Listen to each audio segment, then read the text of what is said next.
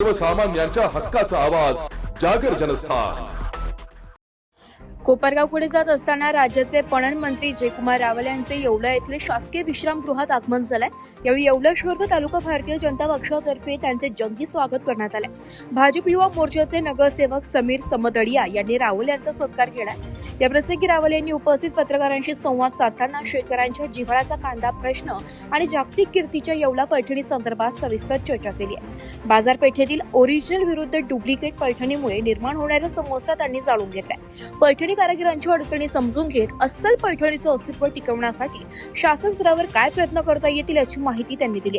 यावेळी राष्ट्रपती पारितोषिक विजेते रमेश सिंग परदेशी यांनी पैठणी व्यवसायातील तांत्रिक अडचणी व व्यवसायाची सद्यस्थिती मंत्र्यांच्या निदर्शनास आणून दिली आहे। नामदार रावल यांनी प्रत्यक्ष पैठणीची पाहणी करून त्यातील बारकावे समजून घेतले। यावेळी आगामी निवडणुका आणि स्थानिक राजकीय समीकरणांवरही त्यांनी भाष्य केले।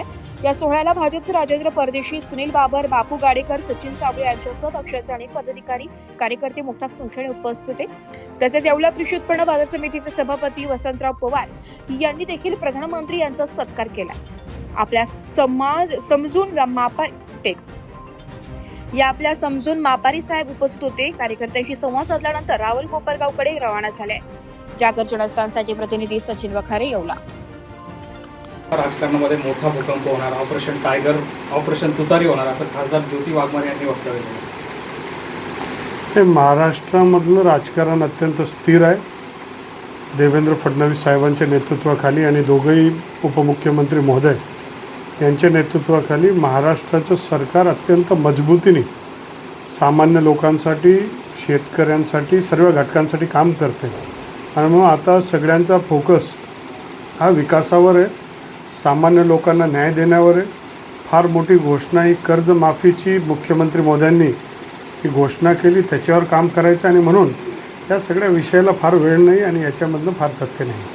साहेब, कोट्यावधीच्या जमिनीचा विकनामा प्रकरणात प्रसिद्धीत झोतात आलेल्या खासदार संदीपान भुमरे यांचा चालक जावेद शेखवर अखेर गुन्हा दाखल झाला। या विषयाची माहिती मला नाही, माहिती असल्यास मी आपल्याला कळवतो। साहेब, आता नाशिकचं जे सध्या बंधुबाबा प्रकरण गाजत आहे, कोर्टात त्याने असा कांगावा केला आहे की नीरज जो त्याचा सेक्रेटरी होता त्याला कोणीतरी कट करून माझ्याकडे पाठवलं। खरं तर राज्याचे मुख्यमंत्री महोदय, ते गृहमंत्री देखील आहे, यांनी सविस्तर याच्यामध्ये सभागृहामध्ये सांगितलं आहे की हा जे बंधू प्रकार जे चालले आहेत हे समाजासाठी चुकीचे आहेत आणि म्हणून कायद्याच्या चाकोरीमधले कडक कारवाई या सगळ्यांवर होणार आणि आपण पाहणार जसं जसं काळ जाईल, दिवस जाईल, सगळे प्रकरण उघडकीस येतील आणि त्याच्यामध्ये जे जे कोणी दोषी असतील, जे जे कोणी संबंधित असतील, जे मदतगार असतील, त्या सगळ्यांवर कायद्याचा बडगा कडक कारवाई होईल।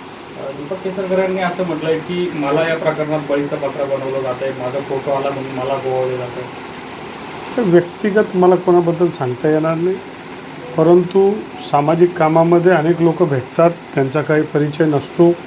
कुठे कार्यक्रमाला गेलं तर 10-20 लोक जमतात आणि त्यामुळे कोणी काय केलं हे डायरेक्ट कोणा व्यक्तीवर जोपर्यंत त्यांचं कनेक्शन, त्यांची जबाबदारी किंवा त्यांचं काही सिद्ध होणार नाही तोपर्यंत कोणावर आरोप लावणं माझ्यासारख्याला तर योग्य वाटत नाही। पण कायदा हा सगळ्यांसाठी समान आहे, त्याच्यात कोणी चुकीचं काम केलं असेल तर कायद्याची कडक कारवाई त्यांच्यावर होईल। सध्या नाशिक दुसऱ्या एका व्हिडिओ प्रकरणामुळे फार गाजत आहे। मंत्री जिरवाळांचा व्हिडिओ आला, त्याबाबत अद्याप कुठली तक्रार समोर आलेली नाही आहे। आता तो व्हिडिओ खरा आहे, खोटा आहे, काय त्याच्यामधलं आहे स्वतः मलाही माहीत नाही। तो व्हिडिओ पाहिला तर मग आपल्याला सांगता येईल। शेवट आपला खात्याशी निगडीत प्रश्न, गेल्या महिन्याभरात कांद्याचे जे दर आहेत 50% खाली घसरले। लासलगाव, येवला कृषी उत्पन्न बाजार समित्यांमध्ये हे दर 15 दिवसापूर्वी साधारण 1600-1700 होते, आज कांदा 700-800 रुपये विकतोय। युद्धजन्य परिस्थितीचा नक्कीच परिणाम झाला आहे, काय सांगाल? नाही, हे खरं आहे की जगामध्ये जे युद्ध होतं आहे आणि त्या युद्धामुळे कांदा आणि अनेक पिकं आपल्या अडचणीत आलेले आहेत, परंतु त्यावर राज्याचे मुख्यमंत्री यांनी स्वतः सगळ्या प्रमुख लोकांना, मंत्र्यांना, आमदारांना सगळ्यांना बोलून एक बैठक घेतली आणि त्या बैठकीमध्ये 2 दिवसापूर्वी ती बैठक झाली। त्या बैठकीमध्ये कांद्यासंदर्भातल्या दीर्घकालीन आणि शॉर्ट टर्म आणि लाँग टर्म दोघा प्रकारचे उपाययोजनावर चर्चा झाली। तात्काळ शेतकऱ्यांना मदत दिली पाहिजे आणि म्हणून त्यावर कृषी सचिव, पणन सचिव आणि वित्तचे सचिव या 3 सचिवांचं एक समिती बनवण्यात आली।